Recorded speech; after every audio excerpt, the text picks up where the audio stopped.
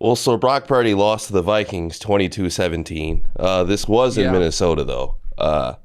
So he threw a pick at the end when he had a chance to go down there and win the game. But that was followed by 2 nice passes that got them in that position. But we're not here to talk about that, obviously. So this is kind of fallen into your eventually right column. Do you think that the Purdy train or the Purdy hype has come to a sudden stop? Or is there a way out of this? Well, Do you think, you can rally?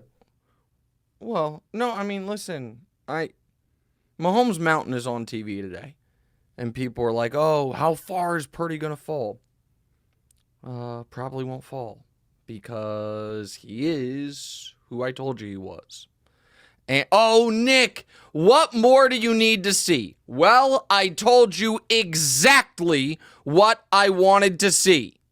Brock Purdy, down a score, chance to drive the field. We saw it last week, down 2. And on the very first play of the drive, he threw it right to Greg Newsome, who dropped it. He then threw a dump-off pass to Brandon Ayuk, who took it 40 yards, and people were like, oh, what more do you want from him? It's not his fault they missed the kick. And I was like, I don't know, over the first 58 minutes of the game, not get outplayed by P.J. Walker just because you're down a couple of injuries due to injury. Then this week, against the Minnesota Vikings, and that defensive personnel, it's Danielle Hunter, Harrison Smith, and a bunch of guys. All of a sudden, no Debo, no Trent Williams, looking awful pedestrian. And even over the course of that game, he was fine. Over the course of the game, Brock Purdy was doing Brock Purdy things. Throwing to open Brandon Ayuk, throwing to an open George Kittle. He really only had one bad play early, right after his best throw of the night, right as Troy Aikman was saying he threw that ball as well as anyone can throw one. He threw George Kittle a hospital ball that Kittle was lucky only resulted in him getting hit in the groin and not getting spun over on his head, but he had played well. He had a really nice scramble early in the game. It's like, oh, Purdy's doing some nice things.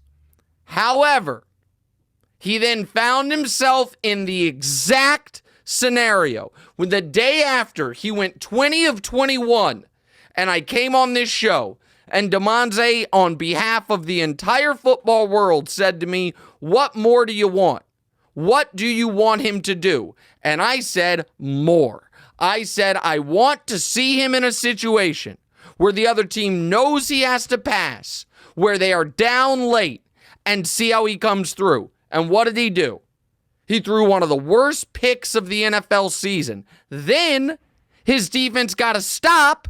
He got the ball back, and he threw another one. And the drive before that, the reason they were punting was because on 3rd and 6, it would have been a good play, but he was scrambling, had a guy open across the middle of the field, and he skipped the ball to him. You know why? Because fact of the matter is, he's a physically limited guy who couldn't get enough arm on the football. And late in that game, it is a lot of guys when everyone is exactly where they're supposed to be, when the defense is more worried about the run, when you have skill advantage all over the field, a lot of guys can look sharp. But all of a sudden you're down somebody. All of a sudden the other team is teeing off against the pass. All of a sudden you've got to stand there and make throws. And it's not that he just didn't come through. He gave the game away on the first pick, got a reprieve thanks to his defense, and gave it away again. So what did I want to see from Brock Purdy? How he would respond in the exact situation that you have to be able to come through in if you're going to be the quarterback of a Super Bowl champion. And that is where the Niners standard is. And thus far, he's had 3 opportunities in his young career, 3 drives the last 3 weeks, and he's 0 for 3. So, I'm not here to say I told you so.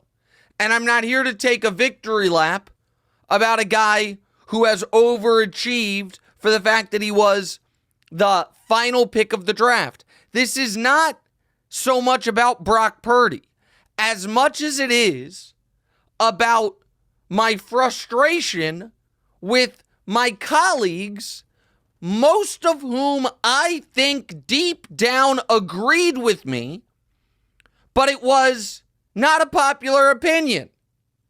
Well, am I really going to go on TV and say the guy who's never lost and leads the league in passer rating, I don't know if he's that good? Well, I don't know. What is the job? Is the job to say literally what anyone could say?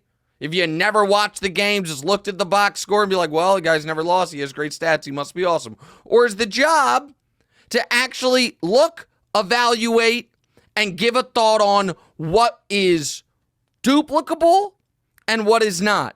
Is the job to use data points such as Jimmy Garoppolo had similar levels of success, he then left and now leads the league in interceptions even though he's missed time with Devontae Adams? What is the job? And it was unpopular and people were upset with me. Well, no, their job might be that. My job is to evaluate.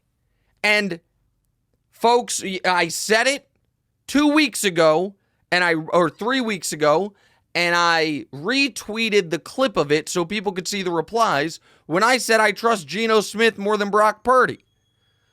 The responses to that are unanimous in that this guy, no one actually believes that. How can you take him seriously?